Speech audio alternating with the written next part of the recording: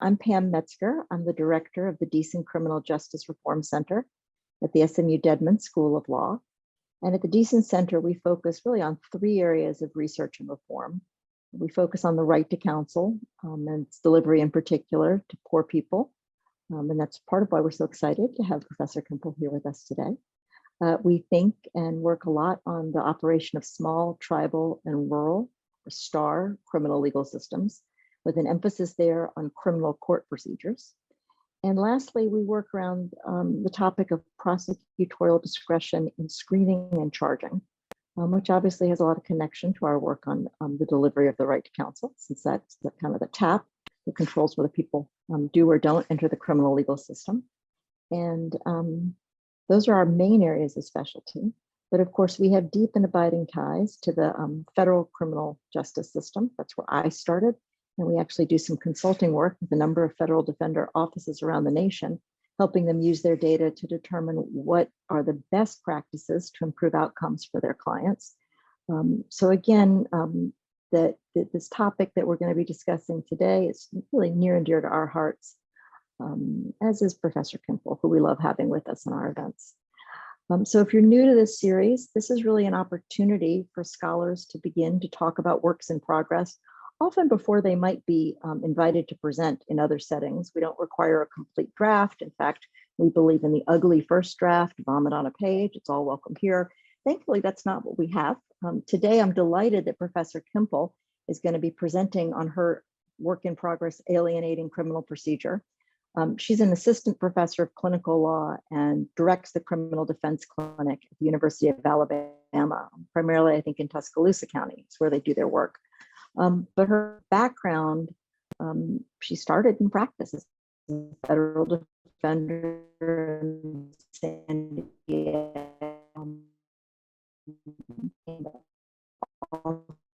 Also worked as a public, I think, in Sarah, and has done some work for the. Beyond that, I think I'm going to let her speak for herself as she introduces us to her paper and the work she's doing.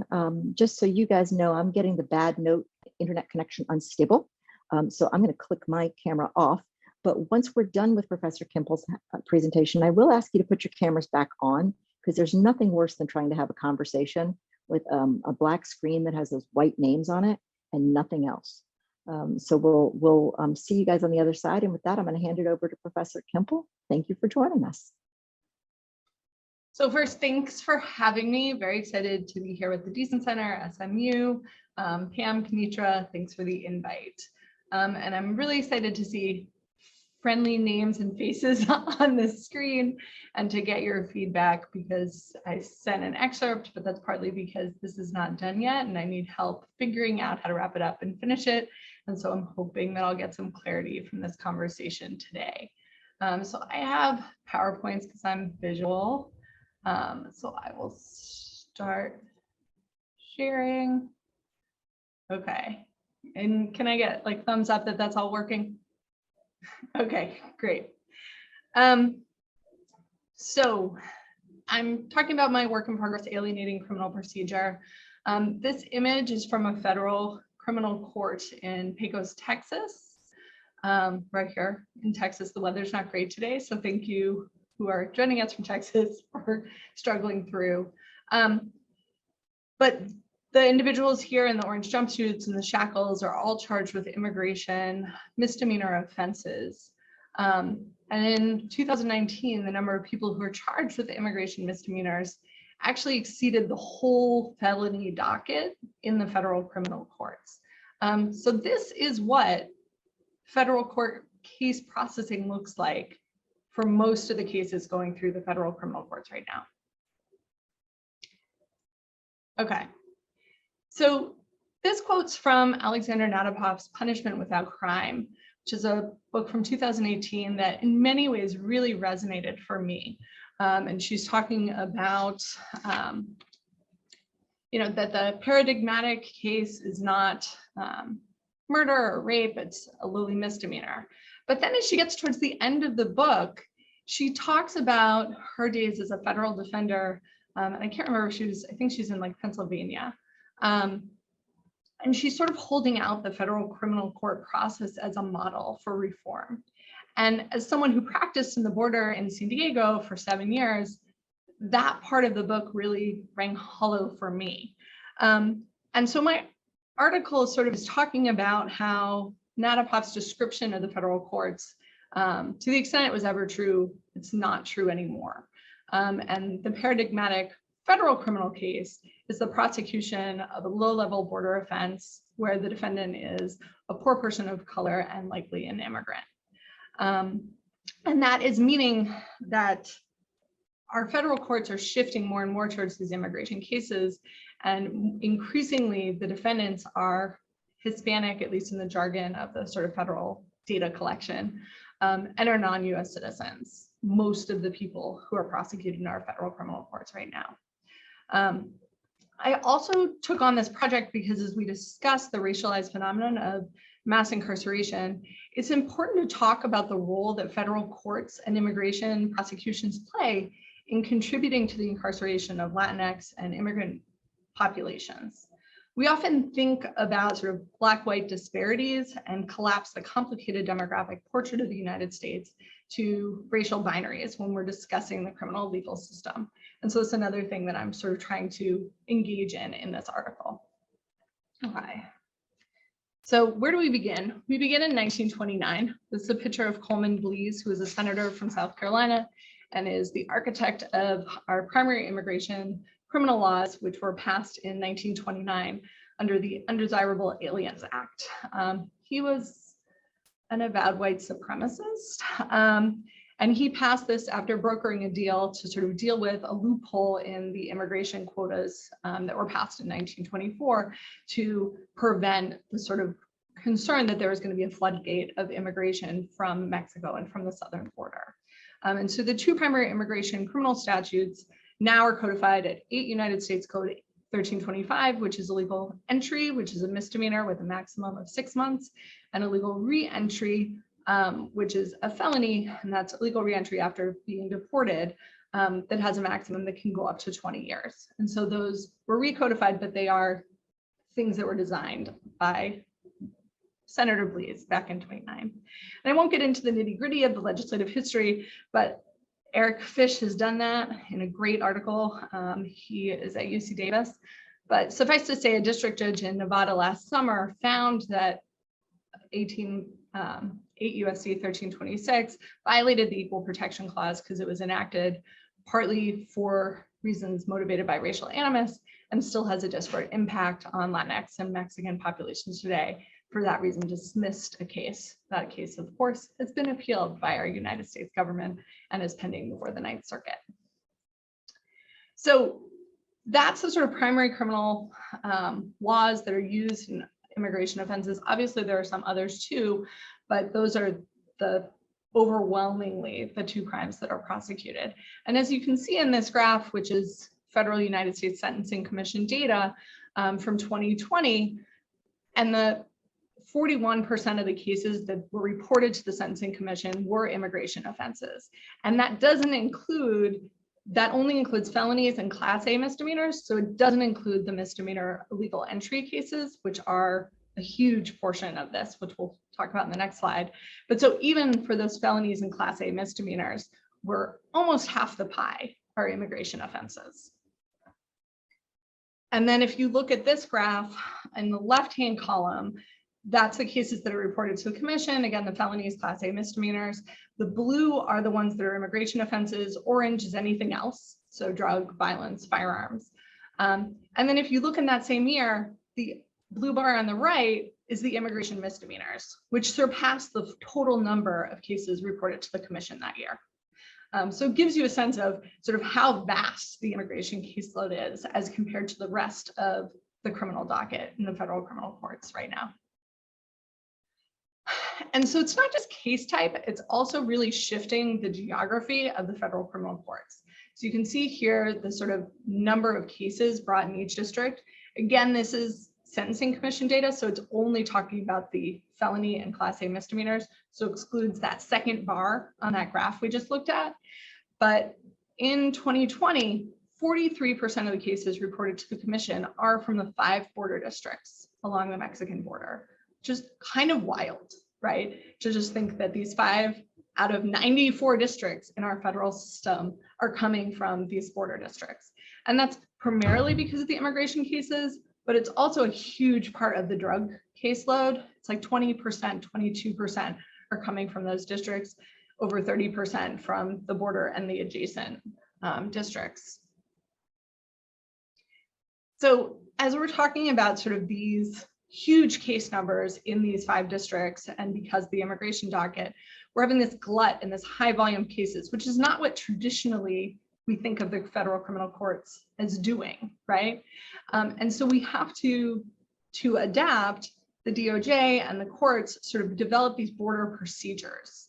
So it's not just these border cases, but there's specialized procedures to sort of handle this huge volume of cases. And so the first one that's developed is the fast track program, which starts at the border on the felony immigration cases, but sort of shifts and drifts. And so now it's not just at the border, it's not just immigration cases. It actually is codified in the sentencing guidelines that you can get a discount if you sort of expedite your case and you waive procedural rights, like your right to an indictment, your right to full discovery, your right to file motions, your right to plead in front of a district court rather than a magistrate court, your right to make certain sentencing arguments, and your right to appeal if you're sentenced to certain things. So 10% of the cases reported to the commission now are going through those expedited procedures. And a lot of it's immigration, but it's also drug courier cases coming through JFK Airport in Brooklyn or in the Eastern District of New York. It's fraud cases in the Middle District of Georgia, money laundering cases in a variety of districts. And so it's sort of all over the system. And these programs started at the border to deal with the high volume, sort of infiltrate the rest of the criminal docket. So that's in the 90s. 2005, under George W. Bush, we had the development of Operation Streamline. And this is a picture of an Operation Streamline docket. So those are just the immigration misdemeanor cases. And in those cases, as you can see, you have these mass proceedings where like 40 people are arrested, arraigned, are often appointed the same attorney. So sometimes people are advising people in groups as large as 40.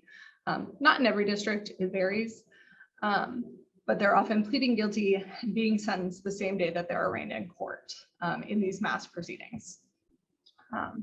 And so these procedures that are sort of refined in these immigration and border cases, again, once the DOJ and the courts sort of understand these efficiencies, they migrate. And so when we had an immigration raid in Postville, Iowa, a lot of these same procedures that are refined in these systems are used to process the 300 people who were arrested in that raid. Same thing when we have the mass gang prosecution in the Bronx called Bronx 120, a lot of those same efficiencies, same sort of sense that you're going to waive these certain procedural rights are things that are part of the sort of more efficient processing of federal criminal cases. Okay. So that's sort of logistical procedure, like the lowercase p procedure, but there's also the sort of core constitutional procedure. And so one of the things that the outsized number of immigration cases and non-citizen defendants is really having huge impacts on is bail in federal criminal court. So this is a graph of the pretrial detention rates in the federal criminal courts over the last 3 decades. And you can see that the rates are going up precipitously. And when you drill down into the data, it's driven by a few things, but one of them is the fact that 88% of people who are defendants who are categorized as Hispanic are detained. 95% of people who are charged with immigration offenses are detained. And so as that becomes more and more of the federal docket, that's going to increase the federal detention rates. And there may be some valid reasons for that, right? It may be, and I think this is true, a lot of people who are not US citizens have immigration detainers, feel like if they post bail, they are not going to be released to the street, they're going to be released to immigration custody. So it's a disincentive to actually post bail. But what does it do to our sense of the federal criminal courts if most people are detained? And what it does is it creates a culture where detention becomes the norm, where attorneys are stipulating to detention because that's the norm, and increasingly pretrial release and litigating bail begin to be seen as anomalous. And judges are acculturated to defendants being detained pretrial. So it's harder to get a judge to see detention as an injustice in an individual case when it's occurring in most cases, particularly because those cases are victimless status crimes. So they're not the worst of the worst. The other area where you really see the outsized presence of immigration cases and non-US citizen defendants contributing to the erosion of substantive procedural rights is in the Fourth Amendment context. So in United States versus Begonia-Ponce in 1975, and in United States versus Martinez-Fuertes the year later, the Supreme Court approved of these fixed and roving Border Patrol checkpoints as long as they are within the border zone, which is 100 miles from the US border. And you can see from this graphic that I think is developed by the ACLU that that's where most of us live, right? Like 2 out of 3 people live within this border zone where you can be stopped at a fixed checkpoint for no reason at all. It's completely suspicionless. And you can be referred to secondary inspection or stopped at a roving checkpoint based on lesser criteria, right? Begonia-Ponce said it can't be just that you look like you might be Mexican, but that can be a factor, right? The Supreme Court said that is enough to refer you to secondary inspection. That is enough to be a factor. And so that is one of the precedents upon which Wren versus the United States is born, right? So we have this case law from the immigration docket sort of migrating into our general Fourth Amendment jurisprudence. And again, most of us live in this border zone. You can see Michigan, Florida are entirely border zone. The people who are stopped in Michigan, based on a recent ACLU report, 33% of the people who are stopped are actually US citizens, not only immigrants who are here legally, but actually US citizens, but disproportionately people who appear like they might be Latinx, right? And especially what does this mean as our sort of demographics, more and more people are Latinx or could be misperceived as Latinx. So in these border zones, many, many, many people who are US citizens can potentially be stopped under our jurisprudence because of the way they look and because of this sort of precedent that comes from this border docket. Okay, and for sort of far too long, people have been saying, yeah, this bad stuff has been happening in the immigration docket, but there's been this perception that it is staying there, that it's sort of constrained to immigration cases, constrained geographically to the border, and it's this side issue within the criminal legal system and within the federal criminal courts. My paper argues that there are spillover effects that affect all of us, right? That affect all cases, United States citizens in border districts, but also United States citizens anywhere. And what else do I say on this slide? You know, Ingrid Eagley of UCLA in her 2010 article, Prosecuting Immigration, sort of sounded the alarm bells, said something really weird is happening in criminal cases in federal court with these immigration prosecutions. But again, it hasn't been a large part of the discussion about mass incarceration or the dangers of assembly line justice, and it should be, because it impacts not only Latinx immigrants, and we should care about them, but because it impacts all of us. They are just sort of canaries in the proverbial coal mine. The sort of last slide is, you know, what does it mean that more than half of our cases in federal court, which is sort of considered as this top of the pyramid, as Natapov describes, are prosecutions based on this law that was enacted in 1929 by avowed white supremacists, and that it's still being used predominantly to prosecute the exact population that Blease was hoping would be prosecuted under that law.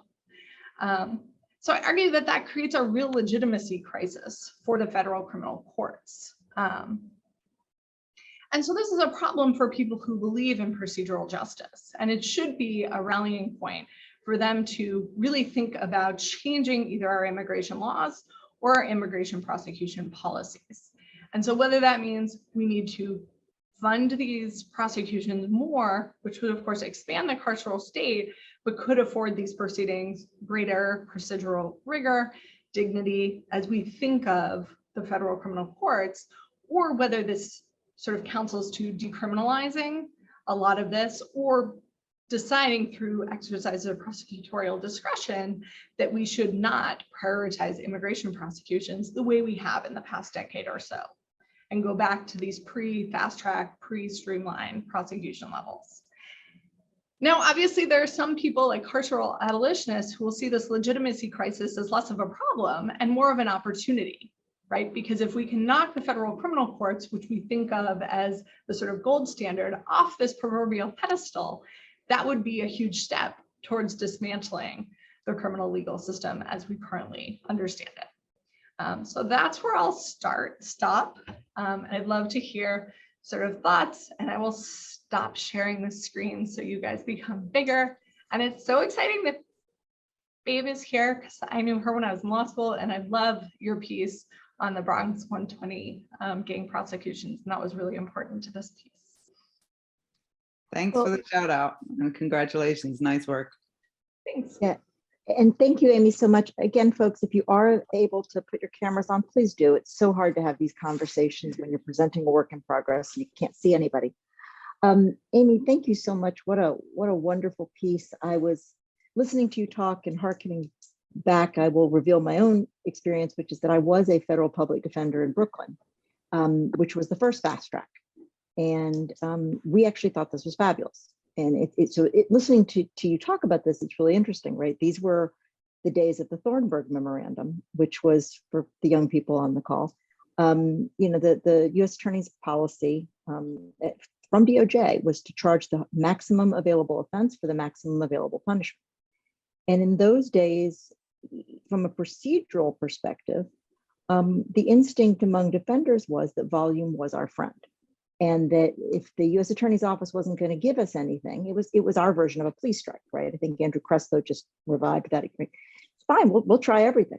And so what happened? DOJ came to us and said, waive indictment, agree to plead without motions, agree that you don't have to be at the probation interview. Probation won't ask about prior trips. It won't ask about criminal history. It won't ask about, and everybody gets 6 points off on their guideline. And everybody's bumped down. You were a 10 to life, you got a 5 to 40. If you were 5 to 40, you got a 0 to 20. This was great for our clients. I mean, this was a really, really good deal. And so I'm curious about what the slide has been, right?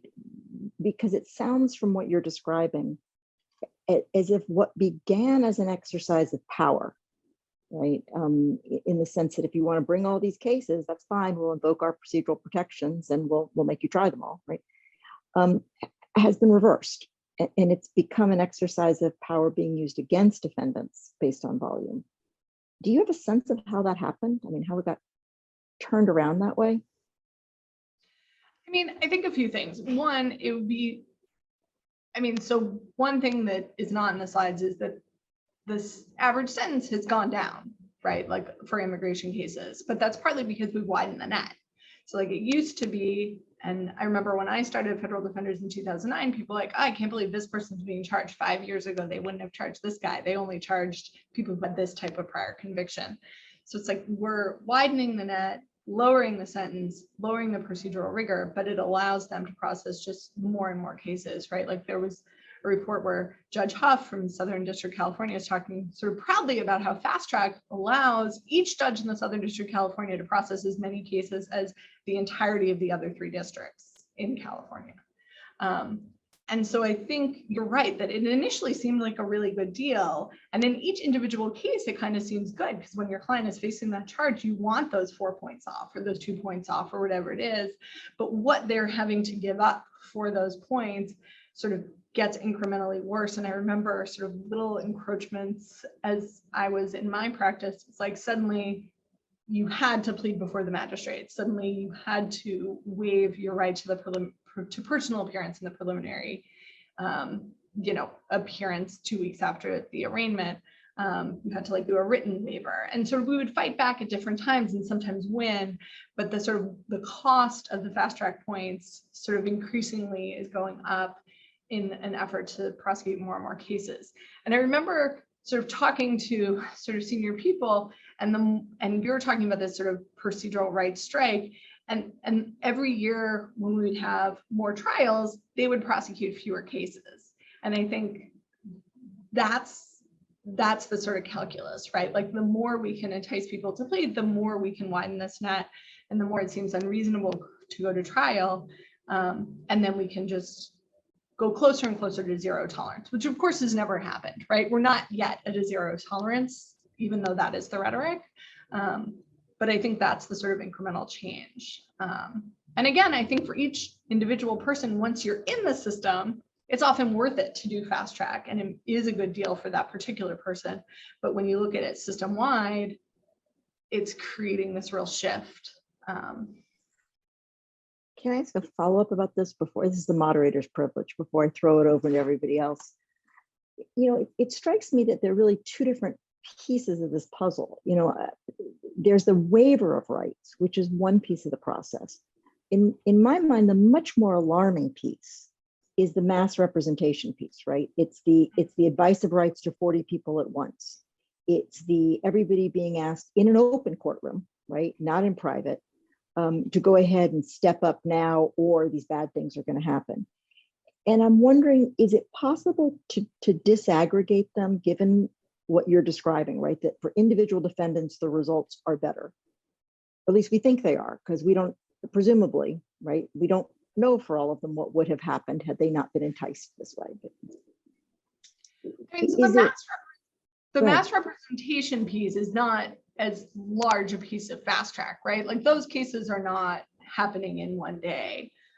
They're happening quicker, but it's not what I described about Operation Streamline, where you have like one person explaining the rights to 5 people at the same time. So I agree that that's more troubling, but this spillover and this bleeding of the procedural rigor is also troubling. I think it's less jarring. And Operation Streamline, I think, like is just worse than fast track for a whole variety of reasons. But streamline is what it looks like in state courts for misdemeanors, as you pointed out, right? Most state misdemeanor courts, you have a duty lawyer who advises everybody, or maybe it's the clerk who advises everybody. Well, let me stop here and throw it open to the group. And I'll moderate. And just so people know, somewhere around the 4 o'clock mark, maybe a couple minutes before, we're going to stop and let Amy talk to us about what help she needs from us. So I see you don't have to raise your hands. We're a small group. Jump on in. Okay, great. Amy, great paper. You know, I really have been excited about this project since I've heard that you were working on it. So I have 2 questions for you. One, is the story that you're telling a causation story, that kind of these procedures and shortcuts and kind of dilution of rights is taking place with respect to immigrant defendants for immigrant crimes, and that has then migrated? It's sort of, you know, the source, and then it's kind of causing this systemic change? Or is it that these, you know, these changes are sort of in tandem happening in a variety of areas of federal criminal law, and maybe we can see it most clearly in this setting? So that was one question, and then I'll just ask my second one, and you can take them in whatever order. Second one is, I was interested in kind of where changing patterns of enforcement discretion fit in your analysis. Kind of, you know, when enforcement discretion is structured, you know, in a way where there's heavy reliance on priorities, you're not going to have as much pressure to erode, you know, rights. You're not going to bring as many cases. You're not, you know, all of that. And then we've had changes in kind of the way immigration enforcement has been approached, where now, at least until this administration, for the past several years, we had an approach where it was sort of like anyone who's removable, you know, regardless of their situation, any removal is a good removal. And then that's going to create, you know, we see it in the immigration courts, like clogged courts, the dockets are overwhelmed, and sort of a similar thing is happening. And I just was curious about kind of criminal and immigration enforcement discretion in your paper. So thanks for the small question, right? I mean, so I think, you know, Ingrid's piece, Prosecuting Immigration, sort of argues that a lot of the prosecutorial discretion is being sort of delegated to DHS. And so the decision to arrest is becoming almost synonymous with the decision to criminally charge. And I think that that is often what's happening in the immigration prosecution realm, particularly because you have like the special AUSAs from Border Patrol and other agencies who are particularly allied with the people who are making the arrests. And I think the sort of priorities, you know, in the immigration enforcement realm, when we're talking about removal, were really helpful when I was in state practice. And I think, you know, even though there are priorities in federal, they're like the priorities have shifted such that the priority is like to charge more people. And we're still going to make some discretionary decisions, but the bar for who we're going to charge is going down. And I think under Obama, you know, he sort of famously said, we're going to deport criminals, you know, not, I can't remember, family, you know, not fathers or whatever. I can't remember. It was more alliterative than that.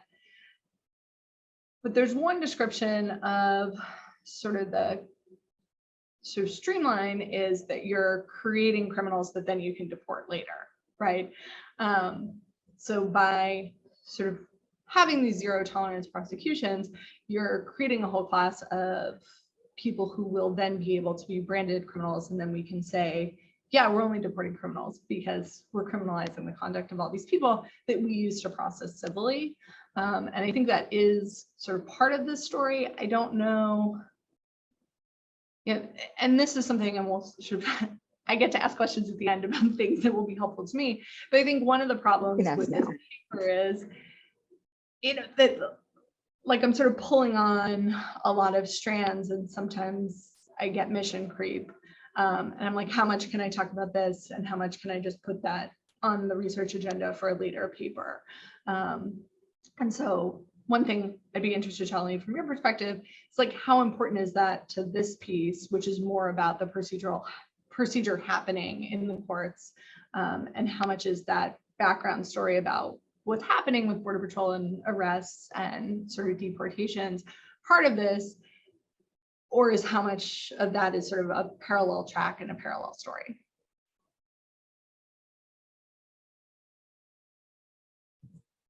Oh, and then the causation story, I think, you know, one of the reasons I like the Deason Center is I think they can often give me good database questions because I am not a data scientist person. And so anecdotally for me, it feels like a causation story, but I also don't know if it's just that this is the area where that dilution is happening most noticeably, and that it's happening everywhere. I don't have a great answer for that. So thanks for setting me up there. Other than to say, I will certainly think about it and pass it on to Andy. I am struck, I would love to see if there was a way to do a time graphic and look at where Ruiz is. So for those who don't know, Ruiz is a federal court, a Supreme Court case where the Supreme Court looks at an expedited proceeding. I think it was a fast track, wasn't it? Was Ruiz I don't know the case off the top of my head. The Supreme Court looks at a case where a defendant pleads guilty without her lawyer reviewing exculpatory information. And the question was, is that a prerequisite of a valid, knowing, intelligent, and voluntary plea? And I'm sort of hung up on the Ruiz case. I guess I should have pulled it up. Maybe I did.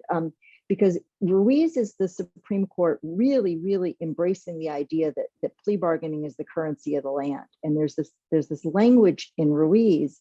It's parenthetically, this is an immigration case and a drug case, right? So it's a immigration, they find marijuana in the luggage, and it's fast track. It is a fast track. And it's in the Ninth Circuit. And the Supreme Court, I think rather shockingly, is completely transparent about what's at stake here. And the court just comes out with it and says that what we're really worried about here is how fast the criminal legal system operates. I mean, they pay some lip service to Brady and to other things, Giglio, but they're not really worried about that. There's this language where they talk about constitutional obligations to provide impeachment material could seriously interfere. I do remember, seriously interfere with the government's interest in securing pleas that are factually justified. And there's no telling. I mean, there's this language in their opinion about how there's no telling. Here, I found it. It could require the government to devote substantially more resources to trial preparation prior to plea bargaining. I mean, this is nuts, in my opinion, right? You have the Supreme Court saying that it's going to force the government to abandon its heavy reliance on plea bargaining in 90% or more of criminal cases. And I sort of feel like maybe Ruiz blessed all of this. I don't know, but where they say, I mean, they describe asking for exculpatory information as a radical change in the criminal justice process to achieve what they describe as a comparatively small constitutional benefit. And I would love to understand, and I don't know if it's of interest to you, but in terms of a causation story, you know, did something happen when the court comes out and blesses fast track? So that's a great point, and I'm really excited to look at that more, because I do not have that causation story yet. But you won't ever, I mean, parenthetically, I'm really comfortable saying you will never actually have empirically demonstrated causation story. But I would be really curious to see whether you see an acceleration either in the type of procedural shortcuts that are being taken or in the number of places that are taking them following the Ruiz decision, whether there's an acceleration there, which still wouldn't necessarily prove anything, but it would be an interesting correlation. Mm-hmm. Yeah, no, that's super interesting. Thanks, Pam.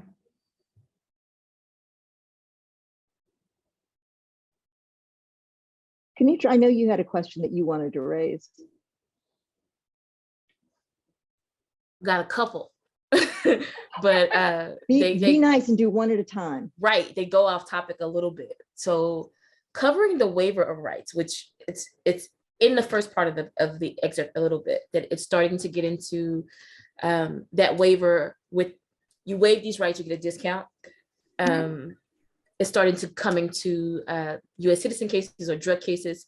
I would imagine that on the non-U.S. citizen side, that waiver, this is part of what you're talking about, that erosion of procedural rights. Yes, you waive this right for this benefit, but I don't imagine that waiver has much scrutiny. Do you think that's the kind of erosion that we'd be looking at the more of those waivers that happen that come over to the U.S. citizen side and other non-immigration based cases, that waiver, the scrutiny of that waiver, like how knowing is it if it's based on this line of cases or this process? And I wish I'd had time to look up some of the citations so I could actually see it, but I guess one of the questions would be, what's the extent of that waiver? What do you think that looks like for non-immigration cases or non-immigration based criminal charges? If you see that being part of this story about the erosion of procedural rights. I mean, so I will say just anecdotally, and one of the things that I considered doing and then decided was too much mission creep is asking people federal defenders from different districts to see sort of sample fast track pleas. And I decided maybe that was too much data to sort of process within this. But our plea agreements just kept on getting longer, right? Because there were more and more enumerated waivers. And they were also less and less tailored to the individual case. So all of our clients had to sign a thing saying they gave up the ability to challenge immigration proceedings if they were not a US citizen. It was my citizen clients were signing that. Same in all of our drug courier and alien smuggling cases, people had to forfeit rights to the vehicle that was seized, right? Whether or not it was theirs. And those were just part and parcel of this fast track discount. And I do remember at some point right before I left being I can't believe this plea agreement is 12 pages. It used to be 4.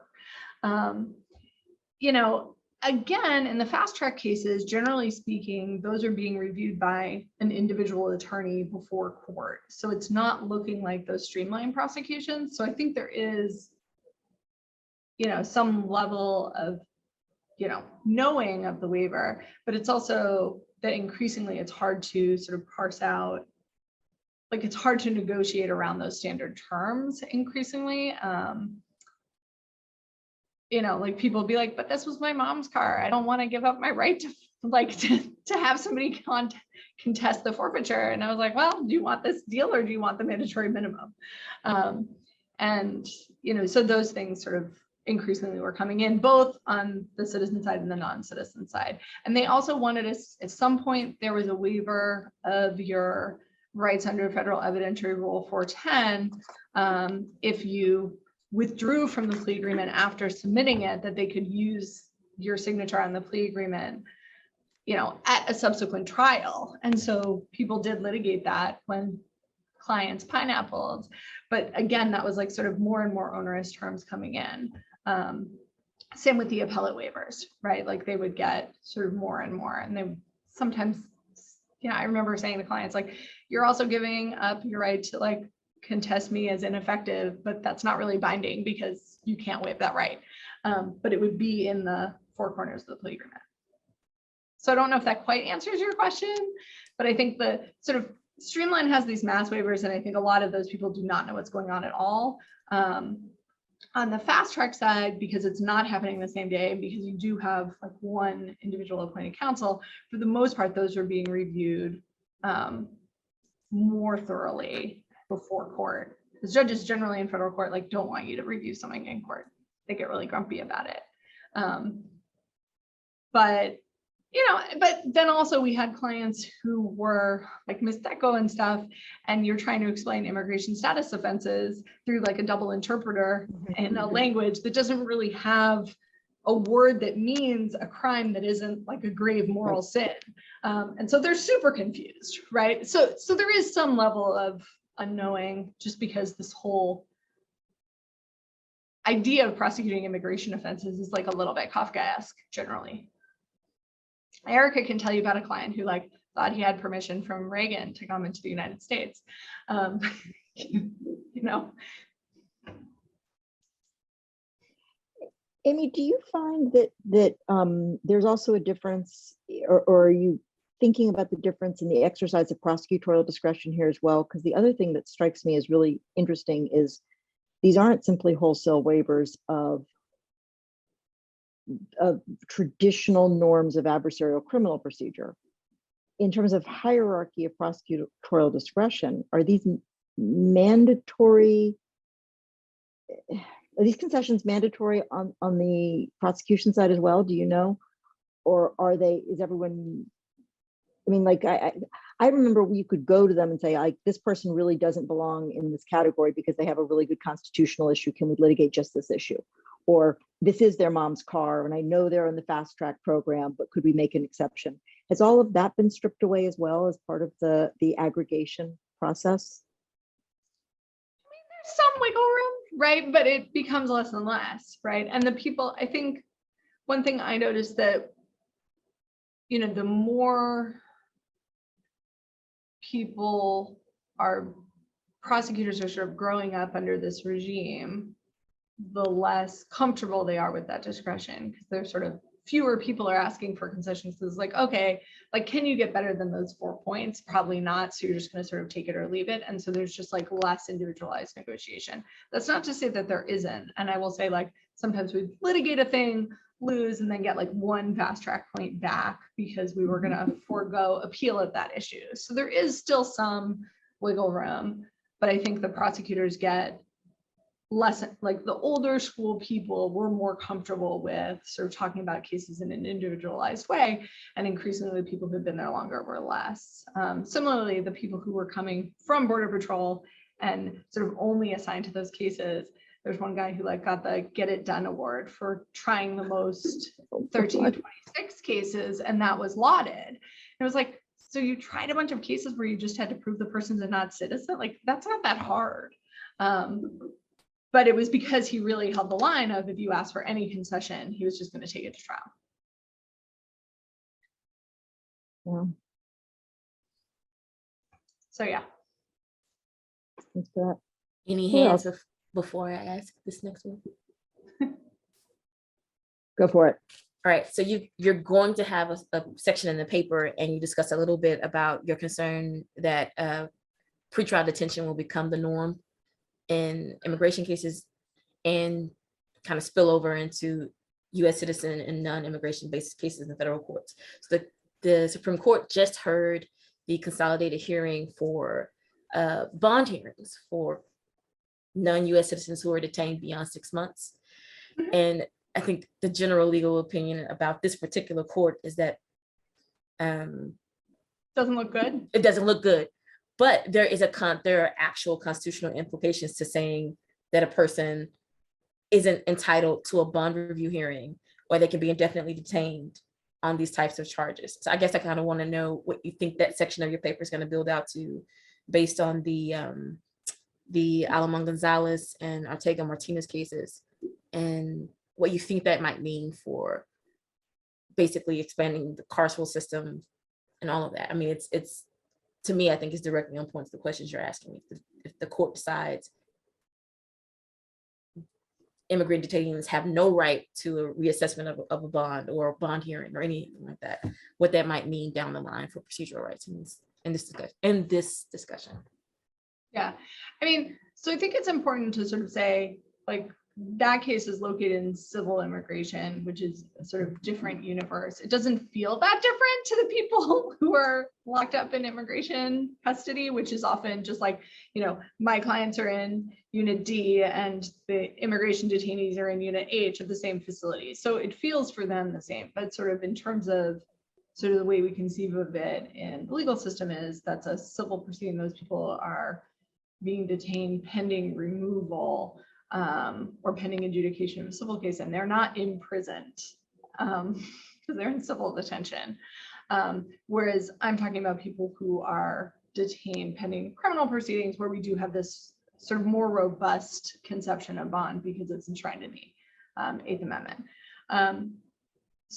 So sort of doctrinally distinct inquiries, but I think you're right that, you know, the more we're sort of saying, I mean, one, it's important to remember that we didn't used to actually detain people very much in the immigration system. That's like a very modern development. It was like pretty unusual back in the day, and it's become increasingly more normal. There's a great piece, Naturalizing Immigration Prisons, sort of about that creep. But you know, we have more people both in the immigration side and in the criminal side who are, I think we're at like something like 500,000 people nationally who are in sort of detention because of either criminal immigration proceedings or immigration detention proceedings. And again, like, what does that do to our conception of sort of people's right to be released if they haven't been adjudicated guilty of a crime and haven't been charged with a crime on the immigration side? So I think that raises some real sort of core constitutional issues. And it's a really good question about sort of how it fits within this piece. And I will say, however, that there, again, like a lot of these fast track plea agreements and streamline agreements say, like, I'm going to stipulate to detention. So I'm not going to wait in custody for that hearing because I'm just agreeing and I'm signing away my rights, again, with this waiver to be deported. And so I'm not going to see an immigration judge. I'm not going to litigate an asylum claim or a voluntary departure claim. I'm just going to be sentenced. And once I finish my time in custody, like that night I'm in Mexico, right? And that's what increasingly is happening on for this side of the docket. And that relieves pressure from the civil side that is super overburdened with the asylum cases.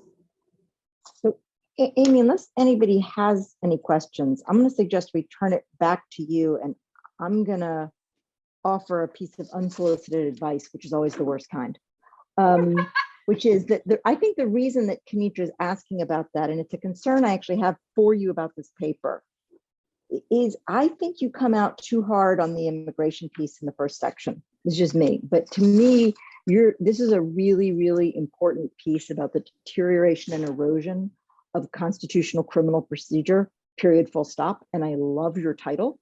Right, so I can understand, you know, and this may turn out to be one of those kill your darlings problems, but I worry that digging in really early, really hard on immigration prosecutions and getting into the history of migration, I think you're going to lose the criminal procedure folks who might read this article, because they're going to get to the immigration stuff and they're going to stop and they're going to say, oh, that's a whole different practice. And I actually think that the story you told at the beginning of your presentation was slightly different than where you landed. And I'm sort of wondering, having heard you talk about it, kind of what's on your list of things to do in the paper and what you're looking for from us, because my gut here is that you're trying to ride two horses and you're going to have to pick one.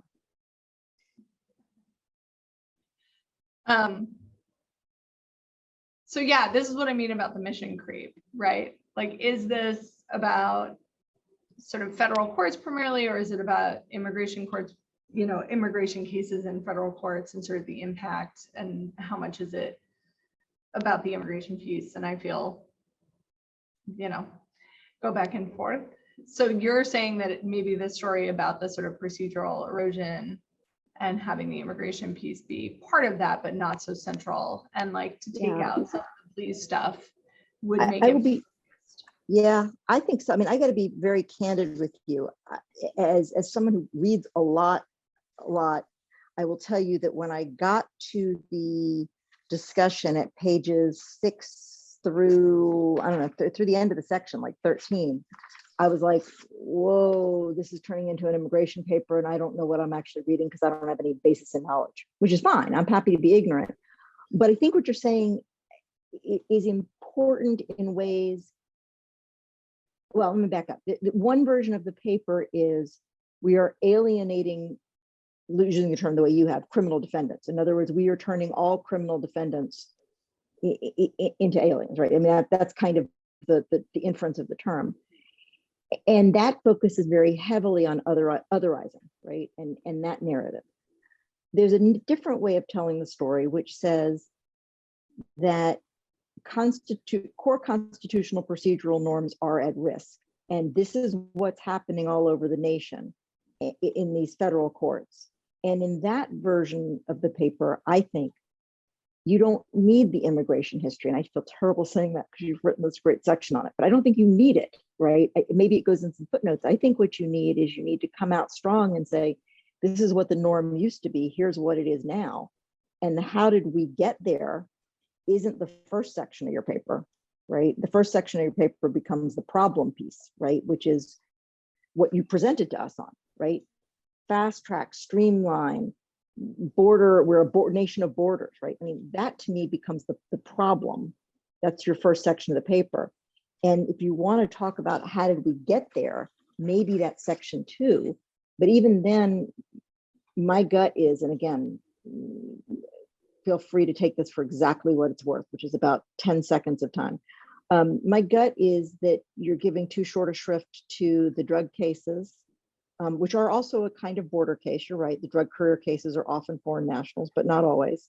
You're giving too short a shrift to the drug cases and not giving enough time to those interesting things you mentioned about about Georgia and the, where you might draw in some other audience who doesn't care about immigration, but cares about federal criminal procedure and the fact, as you quite correctly point out, that it's supposed to be a model for the rest of the country, but look what it's becoming. So I'll shut up now.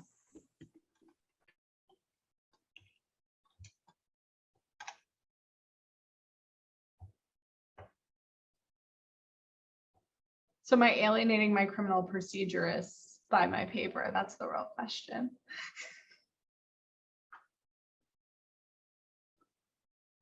I think you're making it tough for them to access it, is I guess what I said. To me, it was hard for me.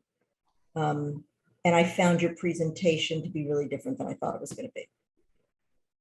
And in my, so purely thinking instrumentally, the likelihood is that the law review editor who gets this paper is going to read the abstract and the first section and the last section. And the sexy stuff is not the first section. The sexy stuff is look at what's happened to federal criminal procedure. Yeah. I have a warped definition of sexy, clearly. I was like, I don't know that any of it's that sexy, but you know. I've been doing this a long time. My values have shifted. So I'd be interested to hear what other folks think about that sort of piece, like how much it should be more shifting to the criminal procedure focus and sort of less of a heavy hand with the immigration stuff, and whether the history is particularly the history of the sort of enactment is necessary, or whether that's like a separate piece that someone else has already written a pretty good job of.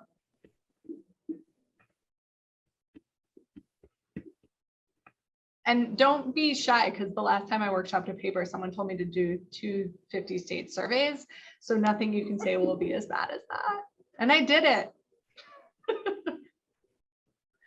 Well, I'll jump in here because not having read the paper, I'm sorry, I looked around for a draft but didn't see it. But just coming from a perspective of looking at what is happening at federal criminal procedure, and I came from a state system, so I was pretty shocked when I got to, into these, the federalization of ordinary state crime in the form of these gang takedowns and so forth, that they, are uniformly waiving a bail hearing, et cetera, et cetera. So I find it a very, very compelling for the run-of-the-mill criminal justice person to say, like, we are watering down criminal procedure in this way, and it is, it does have this tremendous spillover effect, and there's some really great, contrast of what we think the system is and should be. So I find that compelling, and I definitely enjoyed the immigration part, but I think to the extent people think of this as an immigration issue, then it doesn't feel for criminal practitioners like a criminal justice issue. So I guess I'm going to agree, but I look forward to seeing the paper. I'll send you an email. Good seeing you. Good to see you. Amy, this piece obviously really resonated with me, given our shared history, and thinking about, as I was reading it or reading the excerpt, it just kept coming to my mind, like the big shift from drug cases being the biggest piece of federal prosecutions to immigration. And I think that that's a really interesting shift.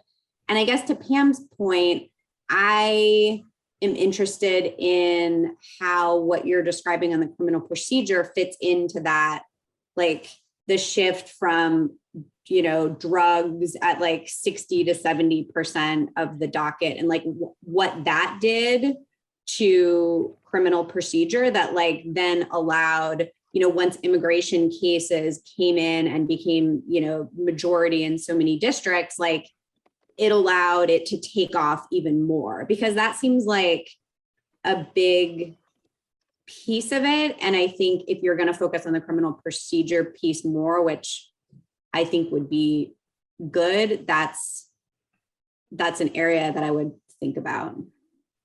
So maybe describing it more as like a 1-2 punch, right? Yeah, because it seems like it really is a 1-2 punch. It's like there's so much overlap even today, drug cases. And I mean, we saw in San Diego all the time, it's like a drug case is an immigration case and vice versa, but it does seem like what was set in motion with all of the drug cases flooding in helped accelerate what you're describing.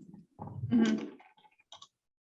So yeah, like that sort of loosened the framework, and then it like allowed just to kind of wash away some of those. And like the cases are just building on these these pretty bad cases that were coming before, and then it's like, well, let's just make them a little worse when we're considering them in this this immigration context. Mm-hmm. Eric, before I forget, can I ask you to put a link to your upcoming event? I meant to grab it. Yes. And it looks like such a great event. And if you would throw it in there, also Amy's going to be speaking there, but if you wouldn't mind, that would be lovely. Yes, definitely.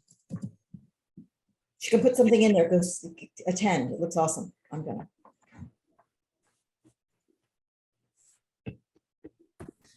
Amy, can I offer some anecdotal evidence that is maybe not relevant to your paper at all, but a different perspective? So I don't see very many familiar faces. That's not surprising. I just joined Baylor's faculty in August. I just finished my first quarter of teaching criminal law. Before I joined the faculty, I was at a nonprofit, but before that, I was an AUSA and a trial attorney at DOJ Civil Rights. So I never tried any, I exclusively tried civil rights cases. But when I transferred to the US Attorney's Office, there were quotas by our Trump appointed US attorney for how many cases we were supposed to charge, which are probably illegal. And the US attorney eventually started saying like, oh, those are just goals, they're not requirements. But the only people who were meeting them were the people trying immigration crimes. So, and he would always point to those people and ignore the fact that those were really different crimes and you could do a volume practice there. So, but the US attorney would use those to create pressure for the other prosecutors to up their numbers in a way that was totally ineffective and led to lots of losses because we were charging things we shouldn't charge at all. And there was also a policy, a blanket policy by this US attorney to ask for detention in every single case.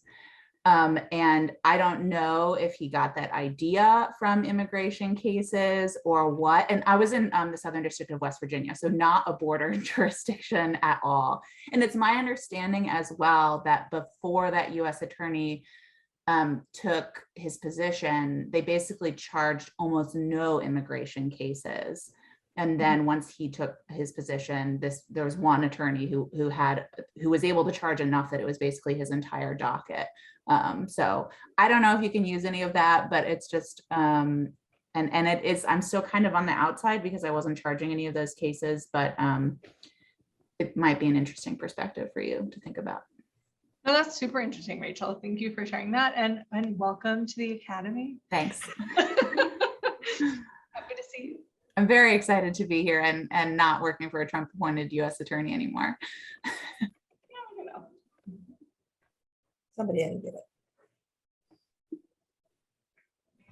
it. Amy, do you have a vision of,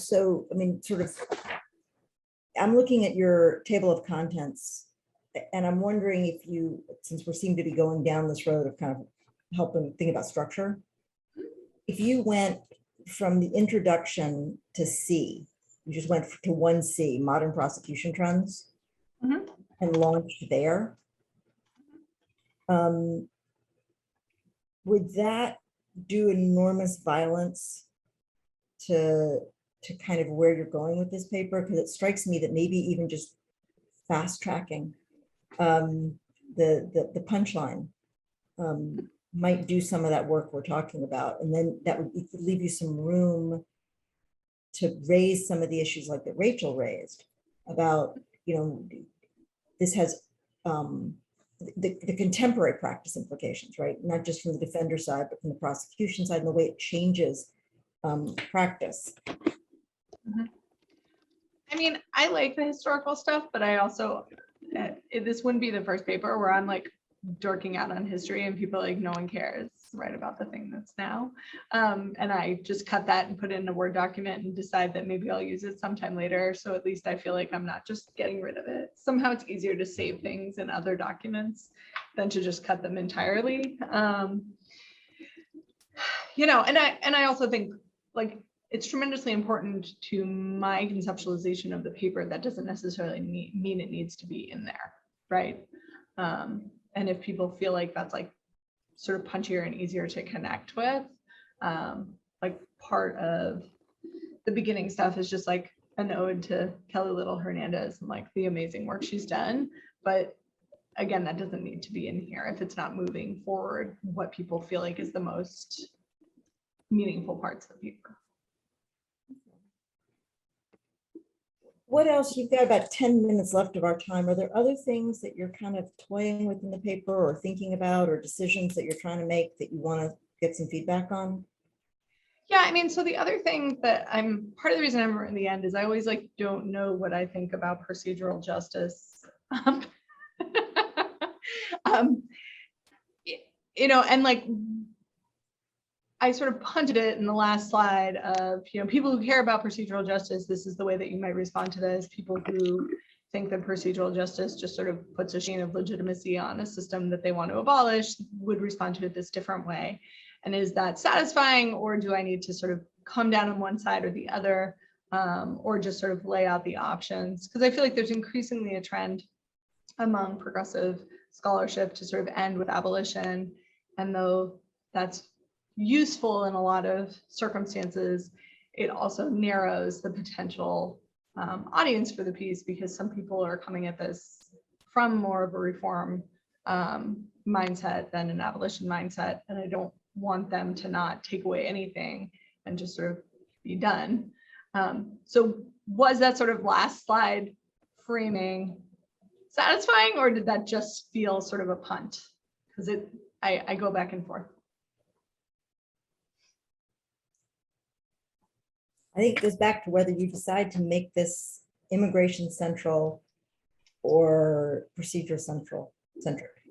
Because you end with your current plan, the last section is the current trends threaten the prestige of federal courts, erosion of procedural norms impacts US citizens, and immigration prosecution should be drastically reduced. And to me, how you end the piece depends on part of which I think those are three very big ideas and probably three separate papers. I'm sure, just what you want. Again, I mean, I think I've made my bias clear. I think what you do is I dump the prestige of the federal courts. I dump the immigration prosecutions being vastly reduced, and I'd hit heavy and hard on the erosion of procedural norms in the federal courts and what it does to the quality of justice. And, and I guess that's not a direct answer to your question, but I think it points you toward a conversation that allows you to be global in your thinking about consequences and implications. Mm-hmm. And I think this has the makings of a much bigger piece, right, than it's framed as Mm-hmm. in that regard. Other folks?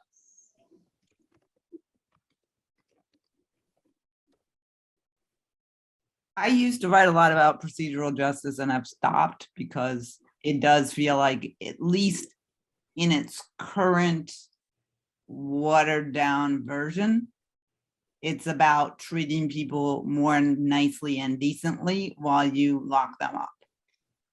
The earliest research in the area would say that you can't have differences across race, that you need appealability, that you have to have actual individualized fact finding and opportunities, so that the origins were quite robust, but post, kind of Tom Tyler to present, it has all been a little bit more about being more polite while you take everyone's rights and throw them out of the country or into jail or whatever you're doing with them.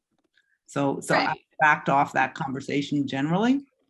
And it does feel like an abolitionist, like everyone in this country, I mean, the founders or whatever, just kind of came in and stole the whole place, right? So what are we talking about? Illegal entry. Yeah. I mean, there is a whole research trail I did about sort of prosecutions during like westward expansion and sort of like mass execution hearings as sort of the beginnings of the federal court system in the West. Then I decided that was a rabbit hole that didn't fit in this paper, but it is related. Like there is a piece of that. I mean, I honestly think we do not have the resources and there's no point. So the abolition piece works a little better for me as like, what is the fix to this ridiculous problem? It's, not having all these cases in the system, period. Mm-hmm. Yeah, if you're not willing. That said, I need to see a copy of your paper. I'm not sure where it is, but I'll look forward to reading it. I want to read the whole thing before I weigh in on Pamela's suggestion. Well, I have to write the whole thing first, but I only shared the first 13 pages because That was the reason for my preface, that we're okay with not quite there yet.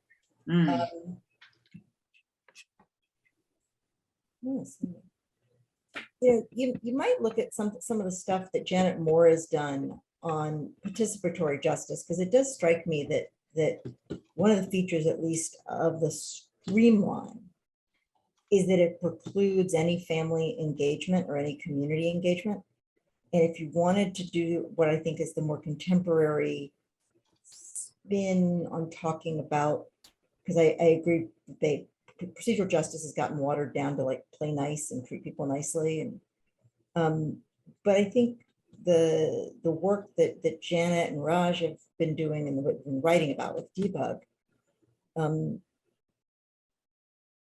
fast track and streamline, I think you could characterize as both profoundly anti-community, right, and profoundly anti-democratic in terms of citizen participation in the system. Not that we actually have trials anymore, which is the point at which it becomes silly to talk about, but it is preclusive, I think, of the kind of community defense conversation that people are having.